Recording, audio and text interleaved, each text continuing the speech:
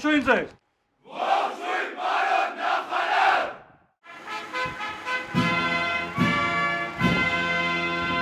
Դեկտեմբերի 24-ին Պաշտպանության նախարար Սուրեն Պապիկյանն այցելել է Պաշտպանության նախարարության N ուսումնական զորամաս, մասնակցել նորակառույց ճաշարանի բացման հանդիսավոր արարողությանը։